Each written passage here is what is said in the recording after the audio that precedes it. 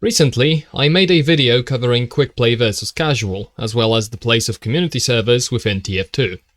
In that video, aside from simple immediate improvements to casual mode, I proposed two main paths for the future of the game: rollback and redesign.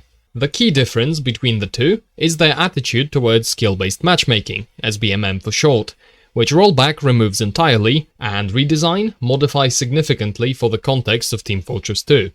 The video sparked a bunch of discussion, and I've received a lot of valuable feedback, including considerations I missed, all of which I'm very grateful for.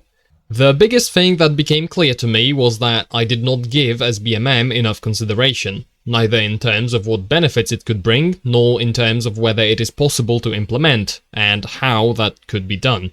So, the goal of this video is to make the strongest case I can for SBMM inside of TF2. While this video wouldn't exist without the previous one, it's designed to be standalone.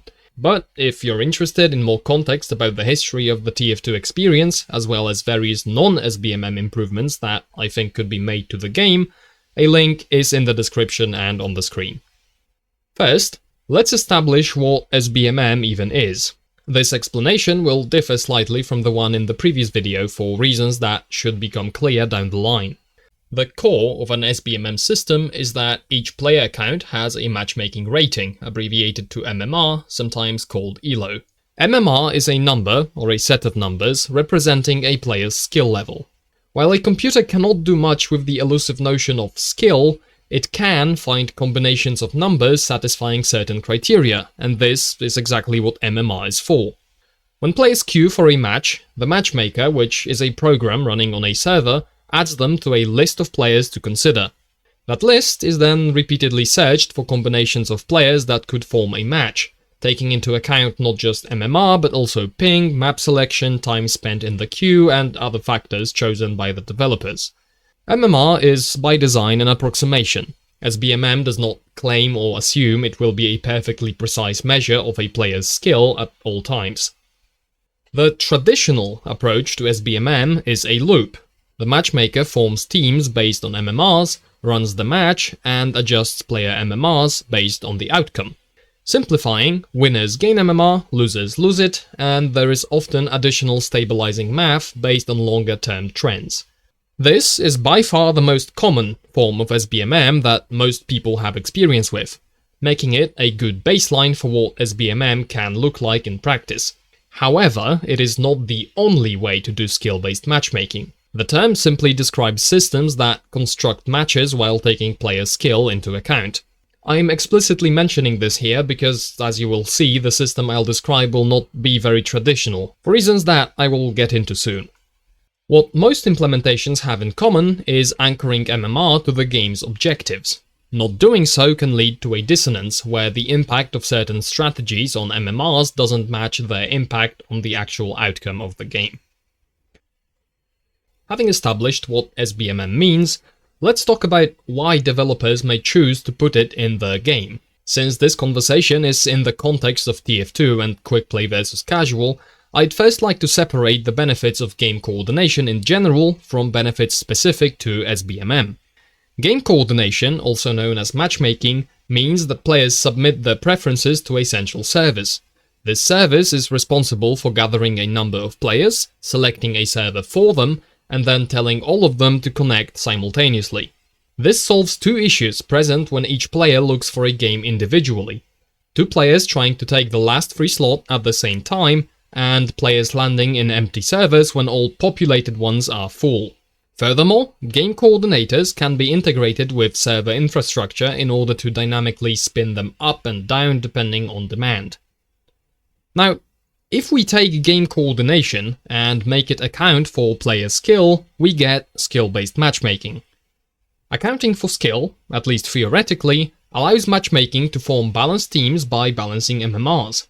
There are two broad ways to go about this. One approach is to look for players in the same narrow range of MMRs, and the other is to look for two similar gradients of MMRs.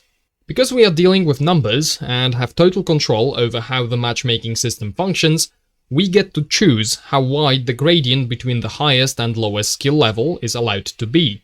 It can be close to zero, as competitive SBMM tends to target, but it can also be less strict, all the way up to considering all players and just trying to find two similar gradients. Note that the more strict you want to be about who can play with who, the longer the queue times, as finding the best fitting combination of numbers from a large set is a difficult and computationally expensive problem, further complicated by players constantly joining and leaving the queue. To summarize, the two main benefits SBMM can bring are 1. A way to balance teams before a match begins, and 2. A way to limit the contrast between the lowest and highest skilled players in a match. While traditional SBMM implementations usually do both at the same time, I am deliberately separating them, because a system can target one without the other. Skill gradients can be balanced without limiting who can play with who, and who plays with who can be limited without pre-assigning players to teams. To actually get these benefits in practice, decisions that look correct based on MMRs must turn out to be correct enough in reality. How accurate you need to be largely depends on your goal. If you only use MMRs to slightly enhance the decision-making of your game coordinator, you can get away with less precision than you would need when making a competitive game for which creating balanced teams of uniform skill is vital. To get started with the main subject of this video, let's examine TF2, or to be specific, pre-casual TF2, and identify elements relevant to achieving MMR accuracy. I think the most convenient way to approach this is to go over what casual changed. Valve never stated this outright, but it seems they were trying to implement a traditional SBMM system and altered TF2 to fit that model. Let me explain. Casual mode uses Glicko as its SBMM system. Glicko is a successor to ELO, originally created for chess, which is arguably the best case scenario for SBMM. It's a 1v1 game with no random mechanics. In team games, since each player has an impact on the outcome of the game, individual impact on the outcome is lessened. Random mechanics introduce lucky wins and unlucky losses, thus also lessening individual impact on the outcome. While casual did not touch TF2's random mechanics, it changed just about everything about how teams are handled. The core observation I think explains these changes is that if a player contributes to both teams, the relationship between their performance and the final outcome of the game gets muddied. So, to maximize MMR accuracy, teams need to stay constant from the beginning until the final result. Unrestricted leaving introduces a dilemma. Either the match continues with unequal team sizes, which skews the outcome, or players are shifted around, which muddies the outcome. This, I believe, is why casual launched with abandonment penalties, without refilling slots for matches in progress and no autobalance. It was trying to keep the teams constant for the duration of the match. While these features were compromised on, team changes remained limited in other ways. No team switching, no team scrambles, no direct connections, spending more time waiting for players and reserving slots for players to reconnect. I think shorter matches are also in line with this. The less time a match takes, the less chance there is for players to leave. Also important to the full picture is that MMR needs to predict the future to a certain extent. This means influential but unpredictable things happening in the game also decrease MMR accuracy. TF2 offers players a massive array of weapon, class and playstyle choices to be freely switched between at any time. The casual nature of the game also supports variant engagement levels. The same player can sometimes use a meme loadout and other times try very hard, and this cannot be known ahead of time. Side note, I think the Meet Your Match update page line about real winners and real losers references engagement levels. If everyone played to win, the variance would be lessened, which is how it usually works in competitive modes. To end on a small upside, Valve servers running a unified rule set is good for MMR accuracy, because it makes matches more comparable to one another. This is not unique to casual. Valve servers were in the game since 2011 and became the definitive main environment for vanilla TF2 in 2014, when they became the default option in quick play search. So, from this brief overview, I think it's clear that many features of pre-casual TF2 make MMR accuracy difficult to achieve. From this observation, you can take three routes. 1. Keep some or all of the changes casual made to TF2. 2. Reject SBMM entirely, which is the quick play rollback route. Or 3, instead of bending TF2 to fit SBMM, bend SBMM to fit TF2. The focus of this video is to examine Route 3, with its core question: is it possible to get the benefits of SBMM without making heavy alterations to TF2? If you've seen the previous video, you can consider this the elaboration redesign deserved, but I failed to provide. Now, unlike how I framed redesign in the previous video, I will not take casual and modify it, but rather start from pre-casual TF2 and try to design an SBMM system for it, while preserving existing features. Please keep in mind that the system I will be designing is primarily for Valve servers. I explored better integration for community servers in the previous video, and I will address their relationship with Route 3 near the end. As in the previous video, some of the ideas I'll discuss come from the mod Team Contrast 2 and its author Mastercoms. If you're interested, a link is in the description. When I mention direct connections, I am including in it Valve servers being listed in the browser, preferably in their own tab. I don't just mean the connect console command and joining through Steam friends. I will not be covering map variety issues. I see them as largely independent from matchmaking itself. I am also assuming hidden MMR, just like current casual, as this is the standard approach to SBMM in casual modes. Hiding MMR and not having any rewards greatly reduces the motivation for maximizing your MMR, since the only reward is facing tougher opponents. This leaves smurfing as the main problem, because in that case, lower MMR is its own reward. Finally, the ideas I'll be working with are pretty complex and hypothetical. Any propositions are under the caveat of needing to be tried in practice at scale and tuned based on actual results. I am by no means claiming it would be perfect first try. While I will be going in a lot of detail, this is still a design proposal, so objections and additional considerations are very welcome. With those clarifications out of the way, let us begin examining Route 3. The biggest problem we must face head-on is, as previously explained, that TF2's design makes it difficult to properly estimate a player's skill level. Furthermore, the real in-game performance of players is strongly influenced by factors entirely outside the matchmaker's control. Class choice, weapons, playstyle, level of engagement, team composition synergies, as well as potential failures to connect, or players leaving, especially early on.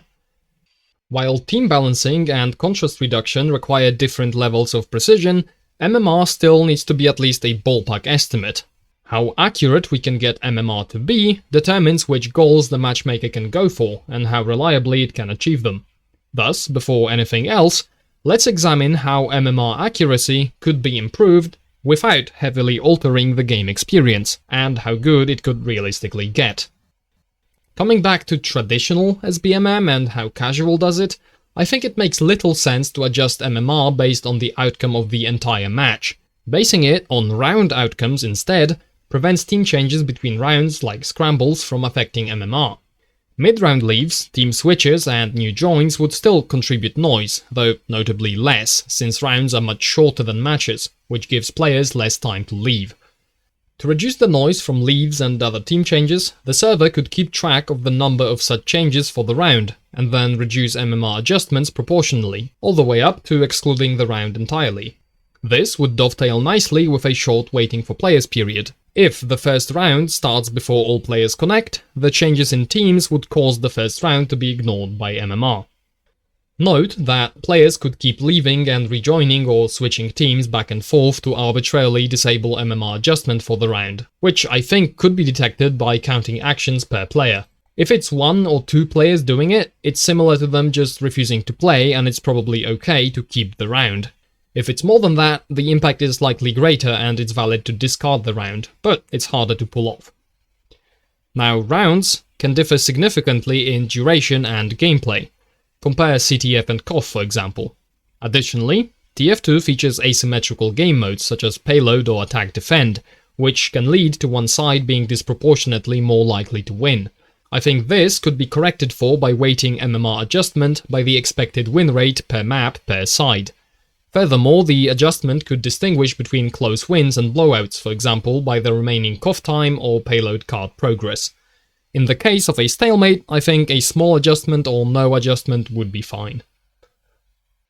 Additionally, to offset the noise from large team sizes, MMR adjustments should take individual performance within the team into account. Taking individual performance into account has a two-way benefit. If your team lost, but you played better than you usually do, you would lose less MMR, and if you won but barely contributed, you would gain less. This should stabilize your MMR while still keeping it based on the actual outcome of the round and not just maximizing stats. On the other hand, if your teams are regularly winning and you're regularly top scoring, your MMR should increase more to quickly elevate you up to a more appropriate level.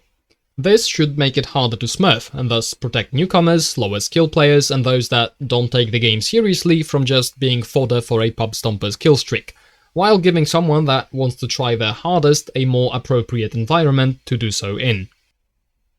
So the question is, what metrics should be used to estimate individual performance? The simplest answer would be relying on points, but points have two big issues. Issue 1. Some actions result in more points than others. For example, Spy gets 2 points per backstab.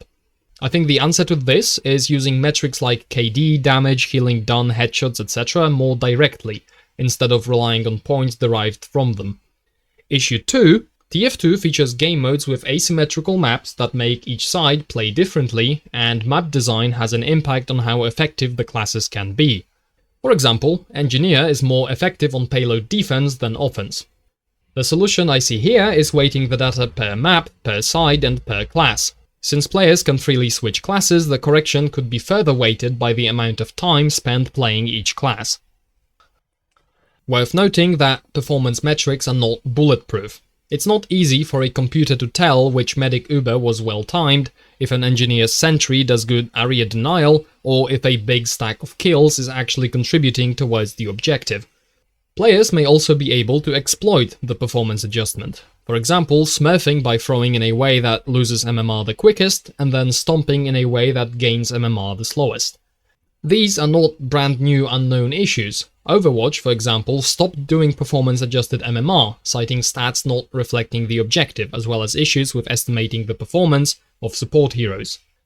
I want to stress that the largest part of the adjustment should come from the round outcome, and individual performance should be noise reduction on top. MMR being hidden also reduces the number of players interested in exploiting the system. Before departing from the subject of measuring individual performance, a brief aside about improving team scrambles and autobalance. In the final pre-casual version of the game, a team scramble was triggered automatically after a round victory gave one of the teams a 2-point lead. Alternatively, players could initiate a vote for a scramble, and if that passed, the scramble would happen immediately, cutting the round short. The base version of scrambles used total points to determine which players to swap, which shares the same issues as using points for performance adjustment, plus it sees 40 points accumulated over 5 rounds, the same as 40 points scored in 1 round. I think scrambles, and also autobalance, should use the same improved individual performance estimation I described for MMR, limited to a rolling window of the last few minutes. I think this would easily surpass using total points, notably distinguishing slow and fast scorers and reacting to changes in effectiveness over time. I also think the algorithm should minimize the number of swaps, because getting forcibly switched to the other team can easily break a player's investment in the match. Another thing it should avoid is moving engineers with buildings and medics with a significant Uber percentage. Returning to MMR accuracy, there is an issue with unrestricted leaving. A smurf could spend most of the round stomping and then disconnect before the round concludes, to dodge adjustment and keep a lower MMR. To remedy this, the MMR of players that were present and active for a certain percentage of the round could still be adjusted, perhaps proportionately to that percentage. This is a double-edged sword.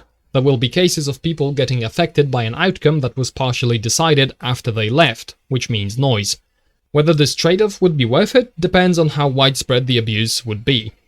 Please note that sitting in spectator mode should be treated similarly to leaving and rejoining. A consideration related to unrestricted leaving is slot reservations. Current casual slot reservations are notorious for locking empty slots on a particular team, preventing autobalance from functioning properly when players crash or forcibly quit the game, including using the quit command. While any game coordinator needs to briefly reserve a slot so it isn't sniped before the player can begin to connect, nothing about the solution I'm describing necessitates slot reservations for disconnected players. Being able to rejoin a game you've been invested in for the last half an hour before your game crashed is nice. I think reservations fit the 45-minute map timer format way better than casual shorter matches. My preferred solution would be to keep disconnected slot reservations, but not without improvements. First, make it so that quit and disconnect commands, as well as joining a community server, free the slot. If possible, make force closing the game also vacate the slot. These changes would mean the slots are effectively only reserved in the case of game crashes or yanking the PC's power cord. Second, allow autobalance to move reserved slots between teams. Third, limit the duration of the reservation. In my previous video, I claimed the timer is around 1 minute 30 seconds, which I think is a very reasonable amount of time, especially in 45-minute matches. I've been informed that this timer can sometimes last several minutes, which I think is too much. However, if the feature turned out to cause issues anyway and had to be entirely disabled, direct connections and the history tab in the server browser would still allow for reconnecting. The downsides being the slot potentially getting taken in the meantime and the option not being easily discoverable for new players. To streamline this, the Rejoin a Match in Progress pop-up could still show up without the slot being reserved, and then let the player reconnect or inform them that the server is full, with an option to rejoin as soon as a slot opens up. Another important thing to bring up is that direct connections alongside listing Valve servers in the browser allows players to circumvent SBMM entirely. Allowing direct connections increases player agency, which, just like a knife, can be used for good or for bad. If they turn out to enable too much abuse in practice, they could be limited to valid MMR ranges only or even disabled entirely. I don't think this would be necessary, but I'm flagging it as a possibility. Also note that doing so wouldn't impact other features, nor necessitate further restrictions. Final issue, some players will be returning after a long break, which means the accuracy of their MMR will be worse, because we don't know how they will perform after the break. This is usually handled such that playing regularly results in small incremental adjustments, while taking a long break results in a short period of more aggressive recalibration, and I think this would be fine to have. Worth noting that the accuracy of MMR will likely not be uniform. Consistently bad players, including a lot of newcomers, and the consistently effective ones, should have pretty reliably low and high MMRs respectively thanks to that consistency. The middle will be shared by consistently mid-tier players and those that sometimes play well and other times mess around, which makes the middle more noisy than the extremes. Okay, these are the ideas I have for how MMR accuracy could be improved inside of TF2, while leaving the pre-casual format and features intact. The ideas are obviously hypothetical and would need to be tried, tested and tuned in practice at scale, but I believe they would result in having at least a ballpark estimate of a player's skill level. The two ideas we'll consider are balancing teams before a match and reducing the contrast between the highest and lowest skilled players in a match. The key thing to note is that contrast reduction is a much simpler task than balancing teams. Balancing teams requires optimizing the composition of 24 players across two teams, making the accuracy of each MMR relevant and also requiring more time to properly consider. Spending less time on finding a good combination means a higher likelihood of a far from optimal composition. All that work may then be invalidated in practice by factors outside the matchmaker's control. Something as simple as one of the better players failing to connect could easily throw a whole game off balance. Compared to that, contrast reduction only cares about the difference between the highest and lowest MMR for a given game. This is much simpler to consider because it's just a simple window check that isn't concerned with dividing players into optimally composed teams. The simplicity also makes it more resilient to variance. A player failing to connect or dropping out does not by itself mess with the contrast. So, let's start with the simpler goal first and get back to pre-balancing teams afterwards. The main question when it comes to contrast reduction is how wide or narrow should the allowed skill gap be? To contextualize this question, I'd like to briefly cover tensions between noobs and pros because they go way back. Ever since Valve servers were introduced, they had the reputation of being for the noobs, since more experienced players would largely be playing on their favorite community servers with other experienced players. Regardless of what you think of it, disdain for free-to-plays, abbreviated to F2Ps, was a clearly established and openly expressed part of the broader player base's attitude, to the point where some community servers ran a plugin that automatically kicked players for not having a premium account. Valve was clearly interested in managing the experience of newcomers for a long while. In 2011, Valve servers and Quick Play were introduced. For the first 20 hours of playtime, Quick Play was more likely to send players to Valve servers to, quote, ensure that new players have the vanilla TF2 experience. This probably contributed a lot to Valve servers being considered noob central. Quick Play changing to Valve servers by default was an even stronger move in the same direction. Getting into a community server now required changing search settings or using the server browser. Note that Quick Play had no control over who a new player ended up playing with, since there was no way to do so with just individual game searching. Some players explicitly treated Quick Play as a noob stomping button. Side note, the now defunct coaching system was also added in 2011 to let more experienced players guide newcomers, which also indicates onboarding new players was important to Valve. So, returning to choosing the skill window width, I think the maximum gap between lowest and highest MMRs should be kept wide and only narrowed to the extent necessary to separate the extremes. This is because I believe a casual mode should prioritize interaction variety and natural learning over fair 1v1s.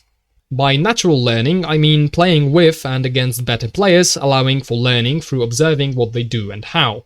Having opponents of different skill levels also makes improvement visible in the gameplay. I used to die to these kinds of players, but now I'm holding my own. As mentioned a moment ago, I think MMR would be more accurate at the extremes. Even if the middle turned out to be too noisy to properly consider, separating the noobiest noobs from the hardest tryers seems pretty feasible. While obviously not a perfect solution, please remember that the baseline is forming games at effectively random. Keeping even just those extremes apart would improve the experience of both groups, which is especially important for newcomers that may lack the investment to stick with the game after a particularly bad match. The width of the MMR window wouldn't have to be constant across the MMR spectrum. It could be wider in the middle and narrower on the lower end, or on both extremes. I don't think the highest MMR players would need, or even want, a very narrow skill window to only play with one another. The game is casual, and facing better players is a part of the experience I would not want to remove, just soften. For those that would want that, I do have a little bonus proposition at the very end. In the previous video, I mentioned sandbox lobbies for new players, the idea being to have a dedicated space for newcomers to play with each other to get used to the game. While the idea is similar to having a narrower window on the lower end of MMRs, I think the sandbox should be its own space with slightly different rules. Fresh accounts would start with low MMR and could opt into playing in the sandbox. This is a somewhat problematic state because the system has no data to tell if this is a real newcomer or a smurf. To handle this, I think if an account's performance in the sandbox is significantly above average, its MMR should increase by a lot so that good players quickly end up in normal servers and don't ruin the sandbox. Combining this with limiting access to the sandbox by playtime, not just MMR, would prevent smurfs from stomping and then throwing to return to low MMR. A stomp would result in an immediate big MMR boost, while getting back down would require spending a disproportionate amount of time doing nothing while the clock limiting access to the sandbox is ticking.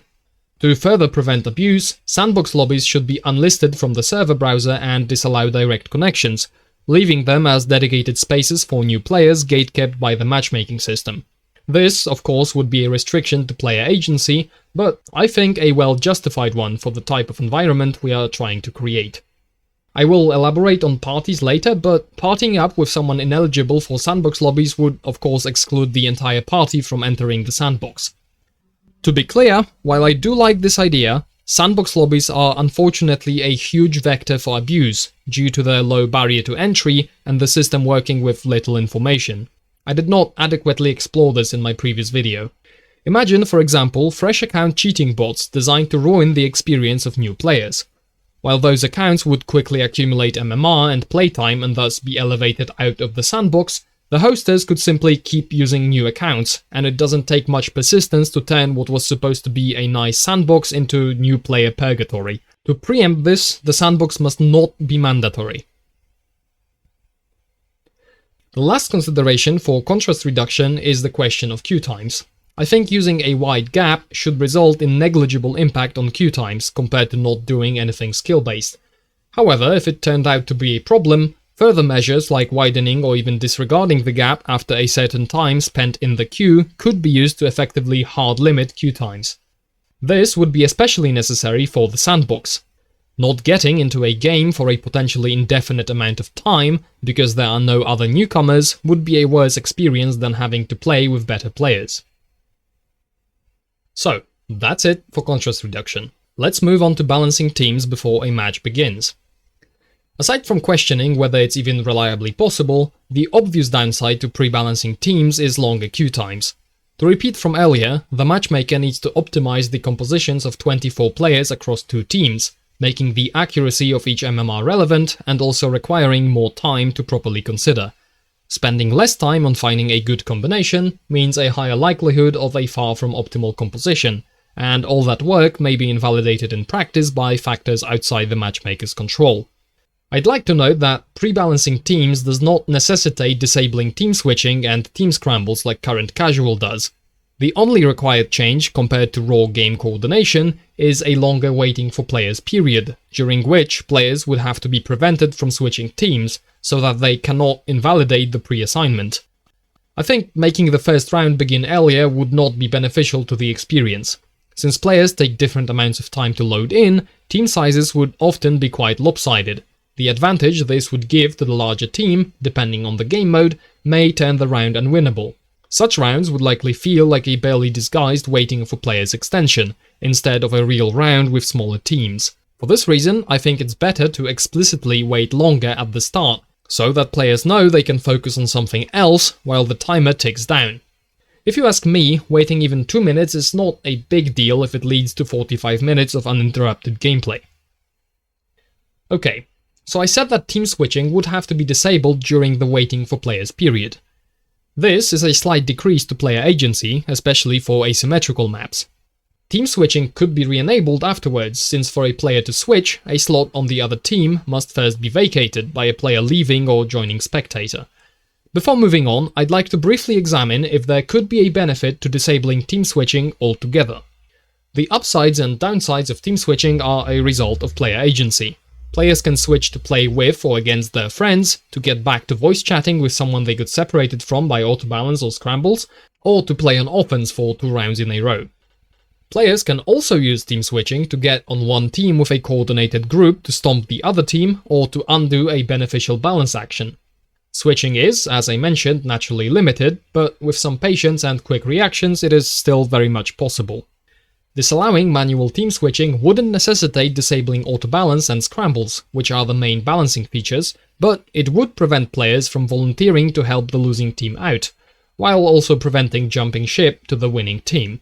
I expect more leaves on the losing team, for example rage quits, leading to more opportunities to help the losers than to join the winners. In my opinion, team switching should stay allowed since I think its impact is sufficiently limited. Opinion obviously subject to change if it turns out to have a high abuse rate in practice. So far we've been looking at pre-constructing teams. With 45-minute map timers though, servers would be continuously bleeding players, and matchmaking would need to refill the slots. This would make joining a game in progress a very common scenario for players. In terms of contrast reduction, refilling slots is simple. Look up the current skill window in the game and try to fit a player within it. Note that this would make the window for a given match drift slightly over time. When it comes to pre-balancing teams, how often the matchmaker would refill a handful of slots instead of constructing full teams affects how well it can do. There's a problem when trying to put refills onto particular teams that is notoriously present in current casual. The matchmaker and autobalance are now trying to do the same job. For example, assume a few players left blue. Autobalance is now looking to fill these slots with red players. At the same time, the matchmaker is looking to fill the same slots with new players. One approach would be to keep both systems enabled, and after the first of them takes an action, inform the other. For example, if the matchmaker found a player, cancel the autobalance. The other approach would be to disable one system while the other runs. Casual disables autobalance while the matchmaker is looking for new players, but I think this should be the opposite. Run autobalance first, because it's more reliable and based on real performance, and look for players matching the new teams afterwards. No matter what, you will end up having to update the matchmaker when someone else leaves or switches teams. Worth noting that MMR could be used for pre-balancing teams while not affecting refills, aside from contrast reduction. So, the potential downsides of pre-balancing teams would be longer queue times, including longer waits for refills if it takes team balancing into account, as well as a longer waiting for players period. The upside would not be perfect balance every time, but rather a higher likelihood of a game starting with balanced teams, and a lesser likelihood of refills upsetting team balance. With the noise reduction measures I proposed, I think MMR would be accurate enough to do a better job overall than random teams, but I'm not sure how much better, and thus I see this as taking guaranteed downsides for uncertain upsides. I don't have a strong opinion, but I do lean against pre-balancing teams. I think it is okay for the matchmaker to only do contrast reduction and rely on scrambles to fix imbalances, even if this approach has its own downsides. For one, time spent being stomped and waiting for a scramble is in my view similar to, if not worse, than waiting longer before starting, given the game lasts 45 minutes afterwards. Also, being switched to the other team is disruptive to a player's investment in the match. I think this is fairly evident historically by numerous expressions of strong frustration at balance actions. Ideally, pre-balanced teams would eliminate the need for scrambles, save for a few exceptions, but since that doesn't seem possible, the next best thing is ensuring one scramble is enough, through a smarter algorithm that minimizes swaps.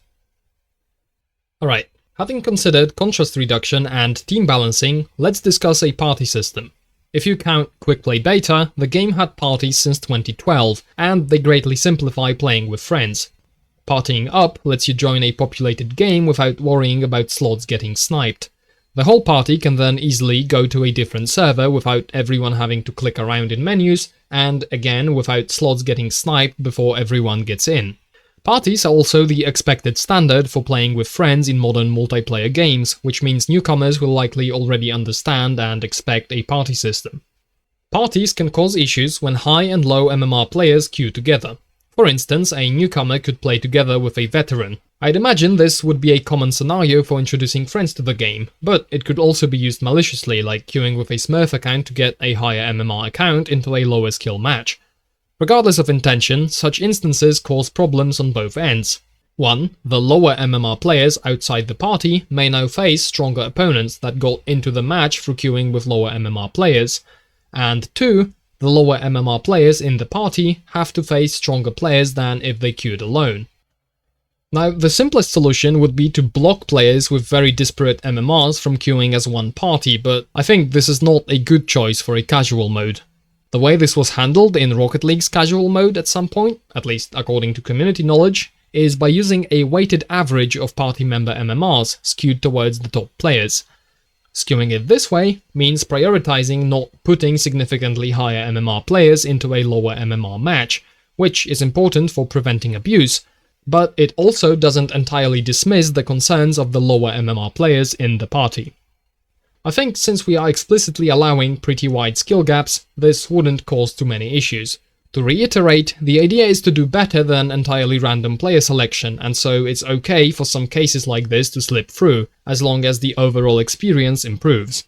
Aside from those issues, players in parties are more likely to play in a coordinated way, which makes them more effective than their MMR would suggest. The impact of this would be most pronounced if teams were pre-assigned and parties could choose to be put on one team together. If matchmaking didn't pre-assign players to teams at all, party members could wait on the team selection screen to get together. This would be more effective with game coordination than with only direct connections, as players would be connecting at roughly the same time, filling slots on alternating teams, granting a player with a bit of patience and quick reflexes more opportunities to get on their desired team. The impact of parties on balance would be lessened the most if teams were pre-assigned but without the option of being put on one team. This would mean party members would need to wait for slots to open up before they could all get onto one team. I think such balancing issues are best addressed by smart scrambles. Players that upset the balance too much would be detected and split apart, regardless of if they are in a party or not. If the matchmaker pre-assigned teams, it could try to match parties of similar size and composition against each other so that the disparate impacts cancel each other out. If the matchmaker pre-assigned teams, it could try to match parties of similar size and composition against each other so that the disparate impacts cancel each other out. This would need to be tuned to avoid making queue times for parties disproportionately longer. Last thing for parties is that people commonly claim parties are what enables cheating bots to flood servers. While this seems true under current casual, I don't think it would hold if direct connections were allowed. Bot hosters could write their own coordinator for flooding matches, which wouldn't even be bound by the maximum party size. For this reason, I think the issue of botting is separate from having a party system. Before I conclude, one more consideration I promised near the beginning. What about community servers? One of the big differences between quick play and casual is that Meet Your Match cut community servers from the main way people find games. In the previous video I mentioned that I think the single biggest help community servers could receive is a plainly visible integration into the main search UI. The question is, could Route 3 support such an option? Briefly setting aside the skill-based part, I don't see why matchmaking couldn't put players in community servers. The player would enable the option, and then the coordinator would consider that player for a different list of servers. Matchmaking already handles different lists of servers for different players to take map choices and ping limits into account, so it seems very possible to similarly consider the community server preference, at the cost of additional complexity for the matchmaking algorithm. The unavoidable dependency here is that Valve would have to moderate the eligible server pool. Don't get me wrong, I wish they did, and I think they should. Looking realistically at the records from quick play times though, it seems they have a history of acting too slowly and too softly, with numerous complaints about low quality, misleading or even malicious servers being present in the pool. I read switching to Valve servers by default and then later casual mode as their way of removing the need for moderation altogether. Seems that cratering discoverability for perfectly legitimate community servers was deemed an acceptable price to pay. I think they should iterate on the server reputation system they had, develop better tools for automated moderation, and finally just pay people to do it manually. Considering TF2 consistently held a high spot in Team's top sellers section for years, the game earns more than enough money to justify such an expense. Willingness aside, I don't see matchmaking for community servers as impossible. Furthermore, considering MMR during that matchmaking doesn't seem impossible either, with an asterisk. MMR adjustment would need to only happen on Valve servers to prevent abuse. A malicious server could, for example, send fake information to the matchmaker to artificially lower someone's MMR to enable smurfing. Now, a separate question from the possibility of considering MMRs is whether there's any benefit to doing so. I could maybe see a case for it if community servers have a big and lasting increase in popularity. At base though, I think plain game coordination would be more than enough. Note that community server regulars returning to the main game would be treated by the matchmaker the same as players returning from a long break, since the MMR would not be touched in the meantime. So, that's what I have for Route 3, an SBMM system tailored to the casual TF2 environment. To recap, I first presented ways to increase MMR accuracy without getting rid of features such as 45-minute map timers, team scrambles, auto-balance, manual team switching, spectator mode, unrestricted leaving, as well as direct connections, including Valve servers being listed in the browser. Based on that, I considered two goals the system could be designed to achieve: skill contrast reduction and pre-balancing teams. Of the two goals, I think contrast reduction is almost certainly feasible, thanks to not requiring MMR to be highly accurate. I believe it would be an upgrade over non-skill-based game coordination, at the very least for the extremes of the skill spectrum. Sandbox lobbies in particular, I think, would greatly benefit new player retention, given Valve's current solution to the bot issue remains effective enough to prevent them from becoming new player purgatory. As for pre-balancing teams, I think the case remains much more open. The key question is if the clear downsides of longer queue times, more waiting for players, and blocking initial team picking are worth the increased likelihood of teams starting off balanced. I think this heavily depends on just how much of an improvement this would be in practice. I lean against pre-balancing because I am not convinced MMR would get accurate enough. There's a lot the matchmaker simply cannot account for, like player choices and engagement level, and the middle, where most players will reside, will be the most noisy segment of the MMR spectrum. I do acknowledge that for the strongest case for SBMM, I ended up with a fairly modest proposition. You could even say that letting go of pre-balancing makes Route 3 no longer count as SBMM, which I understand.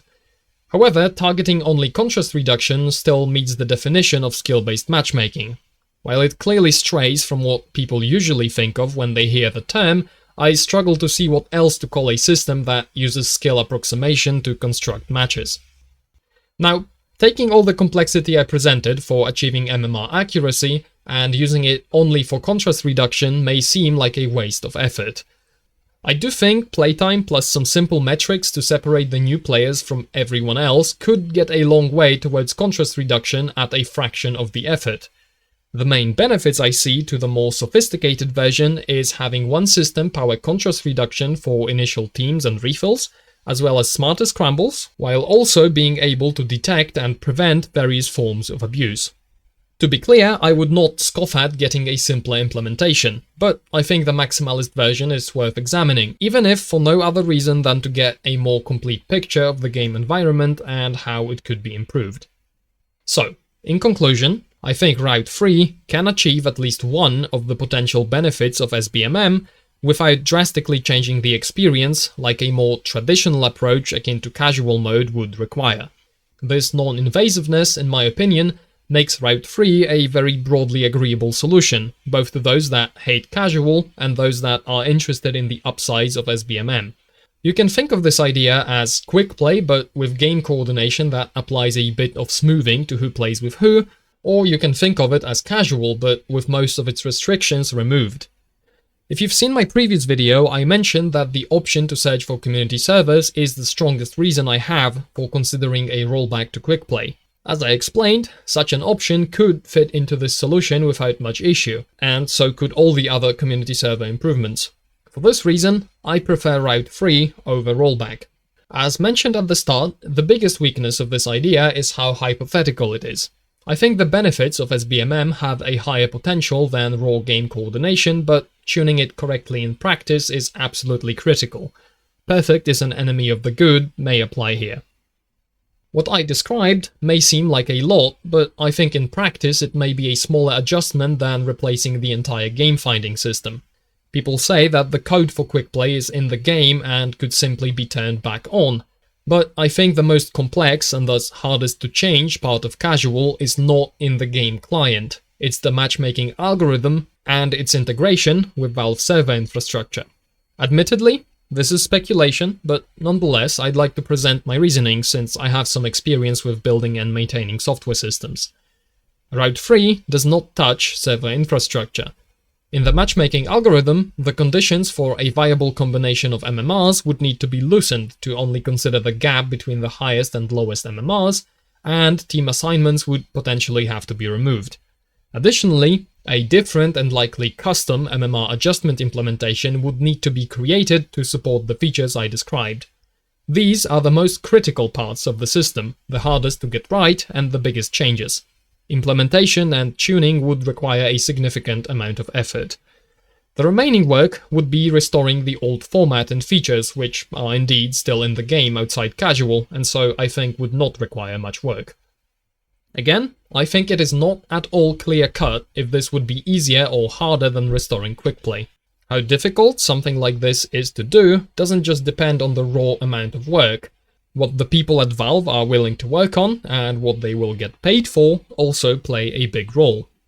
In this context, I believe Route 3 is a much easier sell. Not just because it doesn't touch the server infrastructure, but also because it seems like a novel and unique idea with distinct benefits, which fits the pattern of pursuing new and exciting things over maintaining old ones. It is also in line with their old attempts at improving the experience of newcomers. Before I end the video, the promised bonus topic. While Route 3 starts from the assumption that pre-casual TF2 is a better blueprint for an actual casual mode, I think making casual more casual opens up space for a new 12v12 competitive mode. The idea is to give tryhards a dedicated space, where everyone agrees to play to win and to stick around for the whole match. I'd imagine it would be similar to launch casual, with abandonment penalties, no auto-balance and no refilling slots, stopwatch mode, as well as a more traditional SBMM than Route 3, featuring visible ranks. Now, my immediate reaction to this idea was questioning if anyone would sign up for it, but after thinking about it a bit, I concluded that I would, at least sometimes. I'm really curious as to how vanilla TF2 plays when all 24 players actively try to win, which from my experience doesn't happen in casual all that often. I also think this, being a separate mode, instead of replacing the default casual mode, would avoid the abandonment issues launch casual faced. I think it would make sense for this new vanilla competitive to simply replace the existing competitive mode. According to teamwork.tf, which tracks the number of players in official Valve competitive servers, the global number of matches in progress over the week the script was finalized oscillates between 0 and 3. My read on the cause is that 6v6 is a big deviation from how the normal game plays, which is compounded by questionable choices like restricting graphics settings or having turbine with no time limit in the rotation. This does not appeal to people who like to try hard at regular TF2. On the other hand, the in-game competitive does not feature any weapon or class restrictions, which makes it unappealing to Community 6's players. The lack of popularity becomes a feedback loop. Once everyone knows nobody plays the mode and queue times are extremely high, people are further disincentivized from even looking at it. While Valve could double down and try to replicate Community 6's, appealing to vanilla tryhards seems like a much safer bet. The new competitive mode would not fight for the same player pool as Community 6's, and moving over to it from casual wouldn't be as big of a jump. A segment of the player base has desired a more competitive experience for a long time, a place to take the vanilla game more seriously, where people try to win, communicate, and without random crits or random bullet spread. The oldest mention of both TF2 and competitive in an email between Valve and server operators I found is from all the way back in 2007, and a segment of the player base has wanted to take the game more seriously for a long while. I find it hard to estimate what the percentage split between the new casual and new competitive would be. It's not difficult to find people speaking out against random crits, but it's hard to know if the sample of people talking about the game is representative of the overall player base, and disliking random crits is also not the same as wanting a full-on ranked mode. While more serious community servers exist, they don't attract a particularly massive population, so the preference is clearly not strong enough to pull people out of normal casual. But this may look different when there's a convenient way to queue. I think it's valid to ask if TF2's player base is large enough to be split between two main modes like this. This I also find hard to estimate. In less populated regions, the player base may end up only playing one of the modes, presumably casual since competitive queue times would be worse. I think it's also worth considering that player retention improvements may genuinely grow the player base, because TF2 is free to play and always near the top of Steam, which gives it a steady flow of new players that could end up playing regularly. Please do note I'm presenting this 12v12 competitive as bonus food for thought, not a fully fleshed out idea.